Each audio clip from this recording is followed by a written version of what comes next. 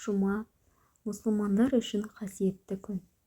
Сондықтан мұсылмандар бұл күнді қуанышпен қарсы алып, жуынып, тазаланып, жаңа киімдерін киіп, мешітке бару керек.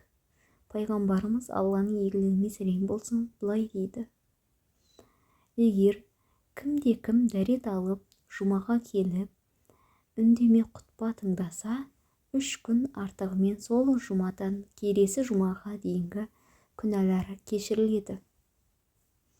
Жұма намазы 4 сүннет, 2 парыз және 4 соңғы сүннет болып, барлығы 10 ракағат. Жұма күндері бесін намазының уақытында оқылады, және ол күні бесін оқылмайды. Жұма намазының парызы жамағатпен оқылады, жеке оқылмайды.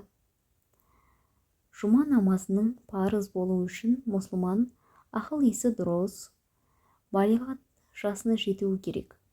Бұлардан басқа 6 шарты тағы бар. Жұма намазының парыз болуының шарттары: бірінші, ер адам болу, әйелдерге парыз емес. Екінші, басы бос, яғни азат кісі болу. Үшінші, жолаушы болмау. Төртінші, дені сау болу. Бесінші, соқыр болмау. Алтыншы, өз аяғымен бара алатындай болу. Бұл шарттарға сәйкес келмеген адамға жұма намазы парыз емес.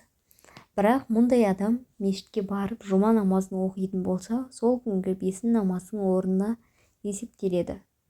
Жұма намазы дұрыс болу үшін 6 шарттың орындалу қажет. Олар: бірінші, жұма намазының бесін мезгілінде оқылуы. Екінші, парыздан бұрын құтпаның оқылуы. Үшінші, жұма оқылатын мекеннің жұрттың барлығына есігі ашық болуы. Төртінші, имамнан басқа кем дегенде 3 ер адам жамағат болуы. Бесінші, жұма намазын оқытатын адам мемлекет тағайындаған немесе рұқсат берген адам болуы. Жұма оқылатын жердің қаланың ішінде немесе соған дәрежесі тең келетіндей жерде болуы. Жұма намазының оқылуы: жұма күні түсте азан оқылған соң әуелі 4 ракағат алғашқы сүннет оқылады. Бұлайша ниет етіледі: ниет еттім Алла разылығы үшін жұма намазының алғашқы сүннетін оқуға. Жұманың алғашқы сүннетінің оқылуы бесін намазының 4 ракағат сүннеті сияқты. Сүннет оқылған соң мешіттің ішінде тағы да азан айтылады. Содан кейін имам мінберге шығып құтпа оқиды.